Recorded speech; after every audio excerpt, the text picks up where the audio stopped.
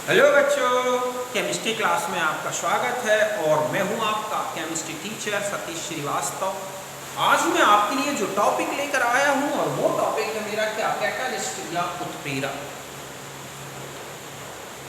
तो स्टार्ट करते हैं हम अपना ये टॉपिक।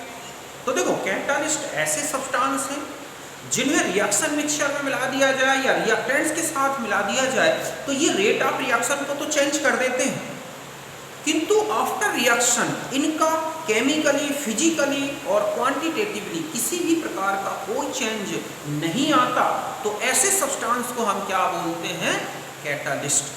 समझ गए ना? मतलब ये वो सब्सटेंस हैं जो केमिकल रिएक्शन की स्पीड को तो अप भी कर सकते हैं, डाउन भी कर सकते हैं, लेकिन टोटल रिएक्शन में इनका कोई भी क्वांटिटेटिवली यूज्ड नहीं होता। तो ऐसे सब्सटेंस को हम क्या बोलते हैं, कैटालिस्ट। ठीक है, और यही मैंने डेफिनेशन दी है कि catalyst is a substance which speed up और स्पीड डाउन, ठीक है, a chemical reactions without itself being used up in reaction.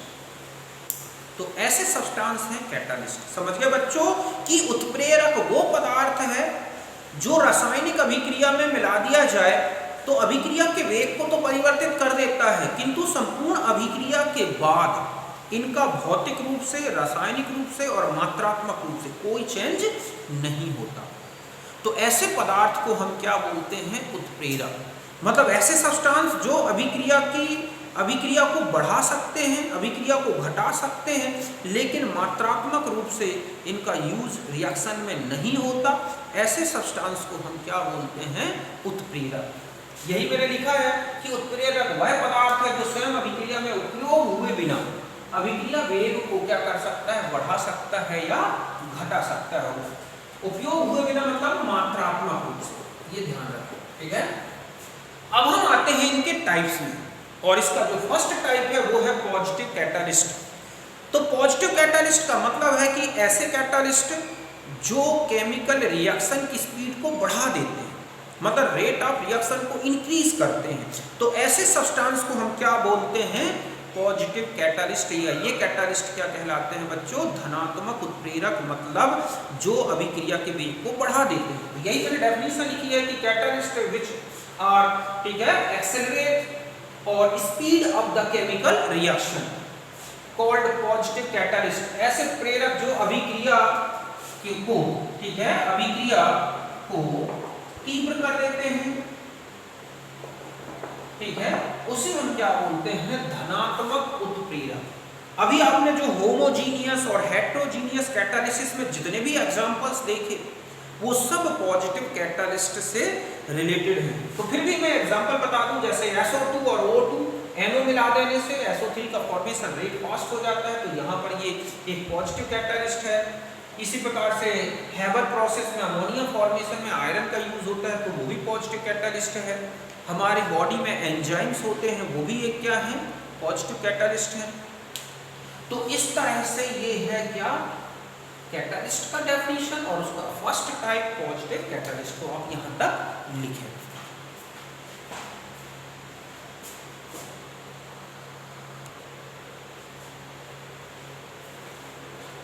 अब देखो, जो पॉजिटिव कैटालिस्ट होता है वो रिएक्शन रेट को इंक्रीज क्यों कर देता है, मतलब रिएक्शन को स्पीड अप क्यों करता है। तो सीधा सा है कि कैटालिस्ट क्या करता है कि जो रिएक्शन है ना उसकी एक्टिवेशन एनर्जी को कम कर देता है। मतलब है कि कैटालिस्ट रिएक्शन को लो एक्टिवेशन एनर्जी का पाथ प्रोवाइड कराता है। ध्यान रखें, ये केवल एक्टिवेशन एनर्जी को कम करता है, रिएक्शन की एंथैल्पी को चेंज नहीं करता।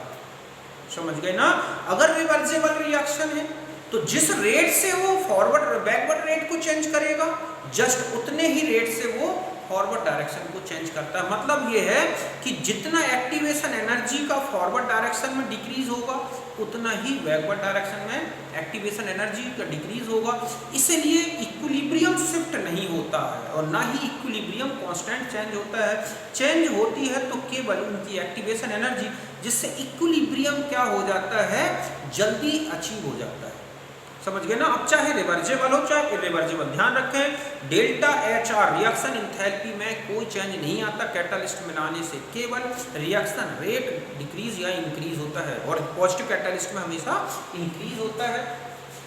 तो इस तरह से यहाँ पर अगर हम पोटेंशियल एनर्जी और प्रोग्रेस ऑफ रिएक्शन देखें तो ये वाली जो लाइन दिख रही है सॉलिड, ये है ई ए, मतलब हम ये कहें कि एनर्जी प्रोफाइल डायग्राम में जो ई ए है ये वाला, ये कहलाएगा कब, एब्सेंस ऑफ कैटालिस्ट में, मतलब यहाँ कहीं आएगा, जबकि प्रेजेंस ऑफ कैटालिस्ट में यही ये डिक्रीज होके यहाँ आ गया। तो इस तरह से एनर्जी लो एनर्जी पाथ मिल गया रिएक्शन को, और रिएक्शन रेट क्या हो जाता है, fast. Delta H R reactant और प्रोडक्ट जो उनकी ग्राउंड स्टेट में एनर्जीज होती हैं, उनमें से प्रोडक्ट में से रिएक्टेंट की माइनस करके कैलकुलेट की जाती है, तो यहाँ कोई इफेक्ट नहीं डालता, इसलिए डेल्टा एच आर में कोई रिएक्शन मतलब कोई चेंज नहीं आएगा, रिएक्शन एंथैल्पी अनचेंज्ड रहेगी।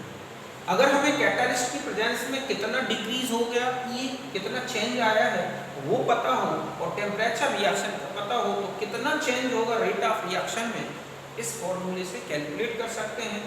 VC का मतलब है कि rate of reaction presence of catalyst, और ये है rate of reaction absence of catalyst, मतलब अनकैटेलाइज्ड रिएक्शन का rate of reaction, catalysed reaction का रेट ऑफ रिएक्शन, ये है EA। डेल्टा EA का मतलब है कि एक्टिवेशन एनर्जी में कितना चेंज आया। अब अगर हम एक किसमें आ जाए कि एक रिवर्सिबल रिएक्शन में, तो हम जानते हैं कि ऐसी रिएक्शन में क्या होगा कि एक्टिवेशन एनर्जी तो डिक्रीज होगी रिएक्शन की, और ऐसे में जितना डिक्रीज फॉरवर्ड डायरेक्शन में होगा उतना ही बैकवर्ड डायरेक्शन में एक्टिवेशन एनर्जी में चेंज होगा। इसलिए रिएक्शन का जो इक्विलिब्रियम है वो किसी एक डायरेक्शन में शिफ्ट नहीं होता, और ना ही इक्विलिब्रियम कांस्टेंट चेंज होता है, और ना ही डेल्टा एच आर चेंज होगा, केवल रिएक्शन में इक्विलिब्रियम जल्दी अचीव हो जाता है। तो इस तरह से आप समझ गए होंगे कि जो पॉजिटिव कैटालिस्ट हैं वो एक्टिवेशन एनर्जी डिक्रीज करके रिएक्शन रेट को फास्ट कर देते हैं, ज़्यादा बढ़ा देते हैं, समझ गए ना। तो आप इसे नोट कर लें।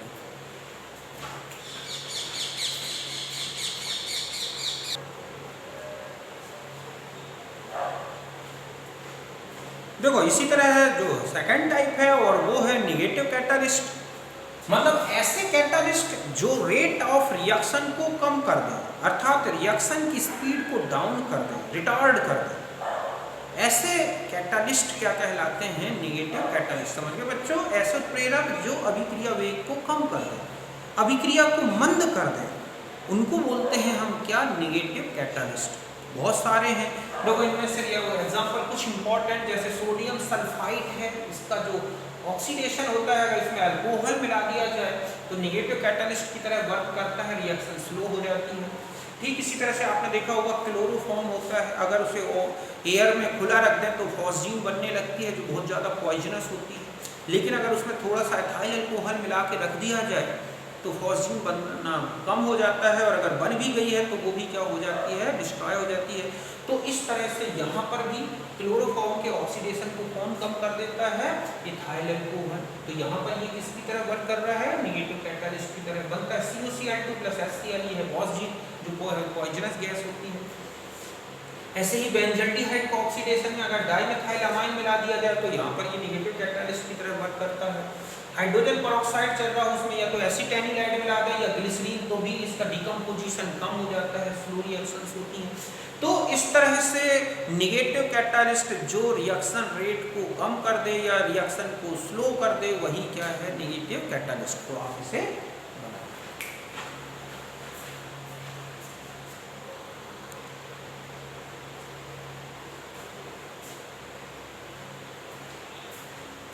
अब देखो जो नेगेटिव कैटालिस्ट है वो रिएक्शन रेट को कम क्यों कर देते हैं, अर्थात रिएक्शन को स्लो क्यों कर देते हैं। तो इसका रीजन है कि जो नेगेटिव कैटालिस्ट है ना वो रिएक्शन की एक्टिवेशन एनर्जी को बढ़ा देते हैं, इंक्रीज कर देते हैं।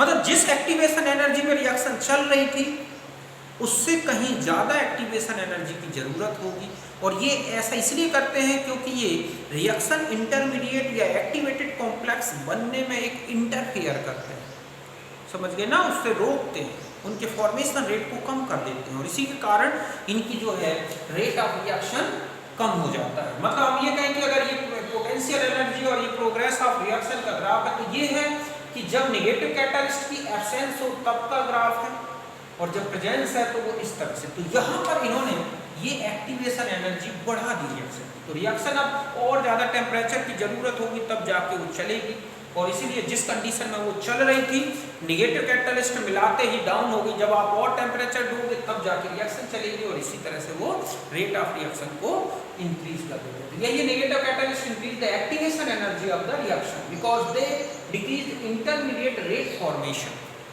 समझ गए ना बच्चों कि अभिक्रिया की सक्रिय ऊर्जा को बढ़ा देते हैं क्योंकि ये सक्रिय माध्यक बनने में बाधा उत्पन्न करते हैं। तो ये डायग्राम बना दें।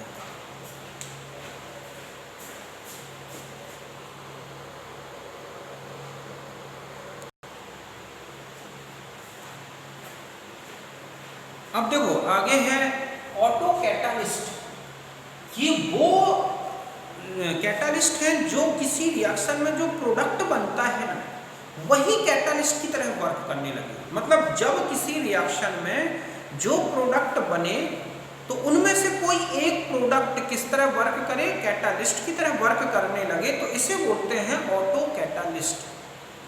समझ गए ना? मतलब यही लिखा है कि in reaction one of the product acts as a catalyst. अभिक्रिया में बना उत्पाद उत्प्रेरक के समान कार्य करे तो हम इसे बोलते हैं ऑटो कैटालिस्ट। ध्यान रखें ये पॉजिटिव कैटालिस्ट होते हैं, ये रेट ऑफ रिएक्शन को इंक्रीज करते हैं। जैसे इथाइल एसीटेट होता है, इसका हाइड्रोलिसिस है, एसिडिक मीडियम में कराया जाता है, और जैसे ही हाइड्रोलिसिस होती है इसमें बनता है एसिटिक एसिड। क्योंकि एसिड और बनना शुरू हो गया तो एसिडिटी क्या है, बढ़ने लगेगी, तो बढ़ेगी, तो ये क्या करता है रिएक्शन रेट को और बढ़ा देता है। तो इसके फॉर्मेशन से रेट ऑफ रिएक्शन और बढ़ गया, मतलब थोड़ी देर बाद रिएक्शन क्या हो गई, बढ़ गई, फास्ट हो गई। तो इस तरह से यहाँ पर ये किसकी तरह वर्क कर रहा है, ऑटो कैटालिस्ट की तरह। मतलब पहले तो स्लो चल रही थी रिएक्शन, थोड़ी देर बाद अपने आप फास्ट हो गई, तो वो कारण है इस तरह से एसिटिक एसिड का बनना। चूंकि यहाँ एसिड है और एसिडिक मीडियम में हो रही है तो ऑटोमेटिक है कि ये रिएक्शन रेट को बढ़ा देगा। अगर कोई बेसिक मीडियम में रिएक्शन हो रही है और रिएक्शन में ही बेस बनना शुरू हो जाए तो रिएक्शन रेट और फास्ट हो जाएगा, तो वो जो बेस बनेगा ना वो भी एक क्या होगा, ऑटो कैटालिस्ट। ठीक इसी तरह से ऑक्जेलिक एसिड का KMnO4 से ऑक्सीडेशन होता है H2SO4 की प्रेजेंस में, तो इसमें MnSO4 बनता है। यहाँ पर MnSO4 में Mn2+ आयन भी एक ऑटो कैटालिस्ट होता है, इस रिएक्शन के रेट को बढ़ा देता है। ठीक इसी तरह कॉपर पर नाइट्रिक एसिड की रिएक्शन पहले स्लो चलती है फिर बाद में फास्ट हो जाती है, वहाँ पर जो HNO2 बन जाता है वो भी एक ऑटो कैटालिस्ट की तरह वर्क करता है। तो इस तरह से कोई भी रिएक्शन अगर उसका प्रोडक्ट बने, जो प्रोडक्ट बने और वही कैटालिस्ट की तरह वर्क करने लगे तो वो क्या कहलाएगी, एक ऑटो कैटेलाइज्ड रिएक्शन, और वो जो सब्सटेंस है, प्रोडक्ट है, वो क्या कहलाएगा, ऑटो कैटालिस्ट। को आप ये लिखें।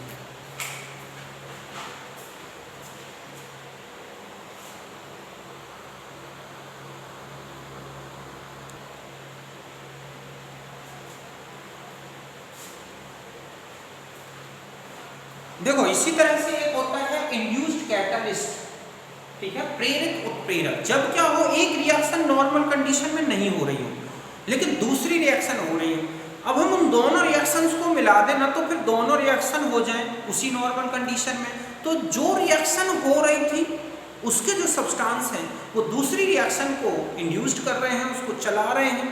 तो पहली रिएक्शन के रिएक्टेंट्स ही क्या होंगे, दूसरी रिएक्शन के क्या होंगे, इंड्यूस्ड कैटालिस्ट। मतलब when one reaction influence the rate of other reaction which does not occur under ordinary condition, the first reaction substance called induced catalyst। जैसे Na2SO3 और half O2, इसकी रिएक्शन से Na2SO4 बनता है, ये चलती है, जबकि Na3ASO3 रिएक्शन नहीं चलती। दोनों मिला दे तो दोनों का ऑक्सीडेशन हो जाएगा। तो यहाँ पर ये क्या है, एक इंड्यूस्ड कैटालिस्ट। समझ गए बच्चों कि जब एक अभिक्रिया दूसरी अभिक्रिया, ठीक है, दूसरी अभिक्रिया के लिए उत्प्रेरक के समान कार्य करती तो इसे, ठीक है, प्रेरित उत्प्रेरक कहते हैं। बस इतना सा ध्यान रखना है। तो इस रिएक्शन ने इसको इंड्यूस्ड किया, इसलिए यहाँ पर ये क्या है, एक इंड्यूस्ड कैटालिस्ट को इसे नोट करना।